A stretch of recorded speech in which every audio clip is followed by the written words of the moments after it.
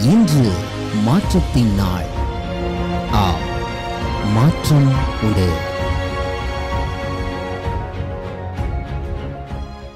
அற்புதமான தேவன் தம்முடைய ஆச்சரியமான கரத்தினாலே இன்றைக்கு உங்களை பலப்படுத்தட்டும். கர்த்தர் உங்களோடு கூட இருந்து உங்களை வழி நடத்தட்டும் என்று இயேசுவின் நாமத்தில் ஜெபிக்கிறேன். எல்லா சந்தேகங்களுக்கும், எல்லா கேள்விகளுக்கும், எல்லா வேண்டுதல்களுக்கும், விண்ணப்பங்களுக்கும் ஆண்டவர் இன்றைக்கு உங்கள் வாழ்க்கையில நிச்சயமான பதிலை கர்த்தர் தருவாராக. தனிமை என்று எண்ணுகிற எல்லா நேரங்களிலேயும் நம்மை அணைப்பதற்கும், அரவணைப்பதற்கும், நடத்துவதற்கும், வழிகாட்டுவதற்கும், போதிப்பதற்கும், நம்மை எச்சரிப்பதற்கும் ஒரு விசேஷித்த கரம் உண்டு. அது ஆண்டவருடைய கரம் என்பதை ஒரு நாள் மறந்து விடாதிருங்கள். எப்போதும் அவருடைய கரத்தை மாத்திரம் சார்ந்து கொள்ளுங்கள். தேவன் உங்கள் வாழ்க்கையிலே ஆச்சரியமான காரியங்களை செய்வாராக.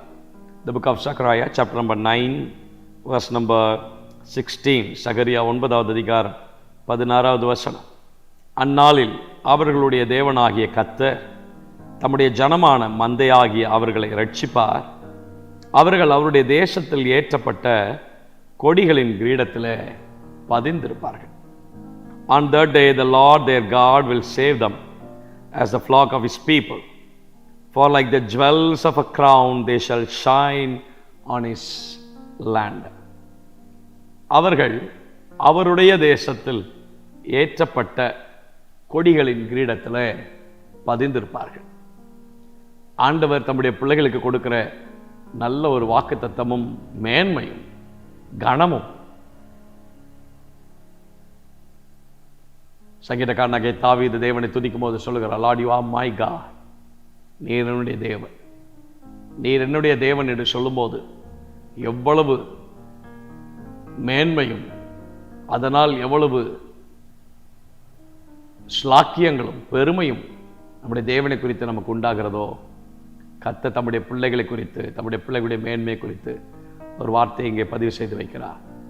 அவர்கள் அவருடைய தேசத்தில் ஏற்றப்பட்ட கொடிகளின் கிரீடத்தில். அப்படி என்றால் யார்? தேவனால் நம்பப்பட்டவர்கள், தேவனுடைய நம்பிக்கைக்கு பாத்திரவான்கள். கர்த்தர் இன்றைக்கு உங்களை நம்ப முடியுமா? ஆண்டவர் எதிர்பார்க்கிற எல்லா காரியத்திலையும் ஆண்டவர் உங்களை நம்ப முடியுமா? கர்த்தருடைய நம்பிக்கைக்கு நீங்கள் பாத்திரவான்களாக இருக்கிறீர்களா? எந்த ப்ராஜெக்டை உங்கள் கையில் கர்த்தர் கொடுத்தாலும் யோசிக்காம செய்வீங்களா? வெளியில் இருக்கிற தண்ணியை மொண்டு உள்ளே இருக்கிற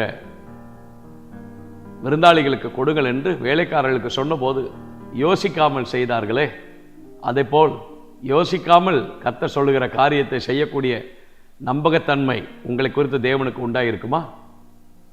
நீ உன் தேசத்தையும் உன் இனத்தையும் உன் வீட்டையும் உன் தகப்பன் வீட்டையும் விட்டு நான் உனக்கு காண்பிக்கும் தேசத்துக்கு போ என்று அனுப்பினாரே. எந்த கேள்வியும் கேட்காமல் வெளியே கிளம்பி வந்தாரே ஆபிரகாம், அதே போல கர்த்தர் உங்களை நம்ப முடியுமா? என் தாசனாகிய மோசே என் வீட்டில் எங்கும் உண்மை உள்ளவன். கர்த்தர் நம்ப முடியுமா?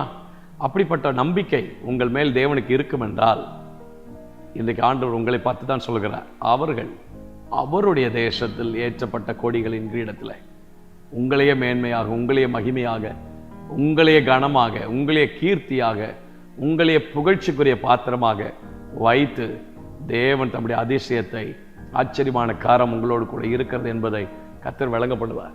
எப்படிப்பட்ட சூழ்நிலையில் இருக்கிறவர்களை பார்த்து சொல்கிறார் தெரியுமா? ஏசாயாவில் வாசிக்கிற 30வது அதிகாரத்தில், நீங்கள் மலையுச்சியின் மேலே கம்பத்தை போலவும் கொடியை போலவும் மீந்திருக்க மாட்டாக, ஒருவன் பயமுறுத்த 1000 பேரும் 5 பேர் பயமுறுத்த நீங்கள் அனைவரும் ஓடி போவீர்கள். ஆனாலும் உங்களுக்கு இறங்கும்படிக்கு கர்த்தர் காத்திருப்பார். நீங்கள் தனித்து விடப்பட்டவர்களாக இருந்தீர்கள். எல்லாரும் உங்களை விட்டு ஓடி போனார்கள். தனிமையான சூழ்நிலை இருந்தீர்கள். ஆனால் தனிமையாக இருக்கும்போது உங்களை தேடி வந்து உங்களை நம்பி உங்களை ரட்சித்து இன்றைக்கு தேவன் தம்முடைய வாக்குத்தத்தத்தை நிறைவேற்றக்கூடிய சூழ்நிலைக்கு ஆண்டவர் இன்னைக்கு உங்களை கொண்டு வந்திருக்கிறார். நீங்கள் தனிமை அல்ல. கர்த்தர் உங்களை நம்ப முடியும் என்று சொன்னால், கர்த்தர் நம்புகிற எவரையும் அவர் மேன்மைப்படுத்தி கனத்துக்குரிய பாத்திரமாக, மேன்மைக்குரிய பாத்திரமாக, கீர்த்தியாக, புகழ்ச்சியாக கர்த்தர் உங்களை மாற்றுவார். அவர்கள் ஏதோ ஒரு இடத்துல அல்ல, அவருடைய தேசத்தில். அவர் நம்புகிற பிள்ளைகளை ஒரு நாளும் இந்த வருஷத்தில் டவுன்ஃபாலாக கர்த்தர் விடவே மாட்டார், விடவே மாட்டார், விடவே மாட்டார்.